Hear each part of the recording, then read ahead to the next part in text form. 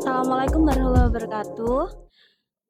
Hari ini kita sedang bersama Bang Jo dari fraksi PKS Kota Surabaya menjelang sidang paripurna pendapat akhir fraksi terhadap Raperda tentang RPJMD Kota Surabaya tahun 2025 hingga 2029. Oke, Bang Jo, terkait sidang paripurna kali ini apa aja poin yang bisa disoroti? Ya, terima kasih. Jadi pada hari ini kita akan menyampaikan pandangan akhir fraksi Partai Keadilan Sejahtera tentang rencana pembangunan jangka menengah daerah 2025-2029. Yang pertama, PKS menyoroti tentang bagaimana visi Kota Surabaya sebagai kota dunia yang maju, humanis dan berkelanjutan yang terjemahkan di dalam 5 misinya itu betul-betul tercantum di dalam RPJMD Kota Surabaya 2025-2029. Yang pertama, fraksi PKS juga tetap mengucapkan terima kasih pada semua anggota Pansus, kemudian para pejabat pemerintah Kota Surabaya, sehingga bisa dilaksanakannya draft ataupun rancangan peraturan daerah tentang RPJMD ini.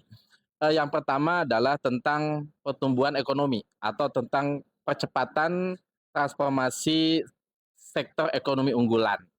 Nah, ini adalah kaitannya dengan bagaimana pertumbuhan ekonomi Kota Surabaya diharapkan mencapai di angka 5,96% di tahun 2029 atau di tahun 2030 dengan angka inflasi di angka antara 2 sampai 3%.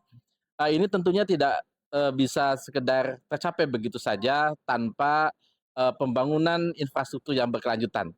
Jadi 2 misi yang pertama itu adalah fokus tujuan yang harus dicapai untuk mencapai visi itu. Pertama adalah tentang pertumbuhan ekonomi, yang kedua adalah tentang indeks pembangunan manusia, tentang IPM. Nah, IPM Kota Surabaya di tahun 2024 kemarin tercapai 84,69%. Ini diharapkan di tahun 2029 IPM Kota Surabaya bisa mencapai 87,86%. Bahkan sebenarnya saya berharap secara sebagai anggota Pansus juga bisa mencapai 90% dengan APBD Kota Surabaya yang menurut saya mumpuni untuk mencapai kota terbaik nasional dan IPM yang tertinggi. Saat ini juga seperti Yogyakarta bisa mencapai di atas 88, bahkan juga Jakarta Selatan bisa di atas 86. Nah, saat ini Kota Surabaya yang masih 84,69 ini bisa mencapai di angka 87,86% ini tentunya juga tidak lepas daripada unsur pembangunan pendidikan yang ada di Kota Surabaya. Eh, Pembangunan pendidikan ini tentunya ditentukan dengan rata-rata lama sekolah dan juga harapan lama sekolah HLS dan RLS. Nah, rata-rata lama sekolah saat ini masih di angka 10,89 yang diharapkan nanti mencapai 12 tahun. Kemudian juga di angka harapan sekolah sendiri masih 14,82 diharapkan menjadi 15,2 tahun. Artinya ini diharapkan saling bernyambung, saling berkelanjutan antara misi yang satu dan misi yang kedua. Kemudian dalam masalah kesehatan, umur harapan hidup saat ini masih di angka 76 tahun, diharapkan di tahun 2029 bisa di angka 77 sampai 78 tahun. Bahkan di RPJPD amanah di rencana pembangunan jangka panjang daerah tahun 2045 diharapkan bisa mencapai di atas 80 tahun. Nah, ini diharapkan Kota Surabaya tidak hanya dibandingkan dengan kota-kota yang ada di Indonesia saja, bahkan diharapkan bisa mengejar Singapura dan Thailand yang posisinya masih di atas Kota Surabaya dalam masalah angka harapan hidup yang saat ini masih di angka 76 tahun seperti itu. Nah, 2 misi yang pertama ini perlu dicapai dengan misi yang ketiga dan misi yang keempat, yaitu bagaimana kaitannya dengan reformasi birokrasi dan pembangunan infrastruktur.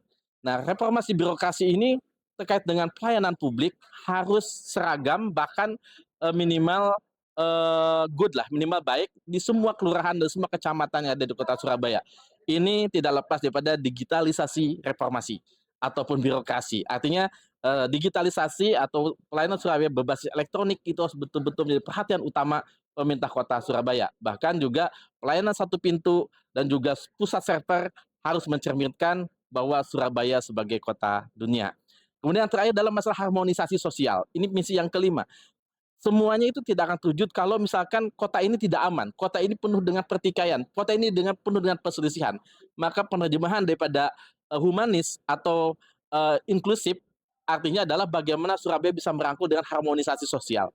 Harmonisasi sosial ini fraksi PKS menekankan dalam mulai daripada rumah tangga, mulai daripada pengarus utamaan keluarga, dengan menempatkan pemberdayaan perempuan dan pelindungan anak sebagai, poin penting di dalam pengarus utamaan di dalam keluarga.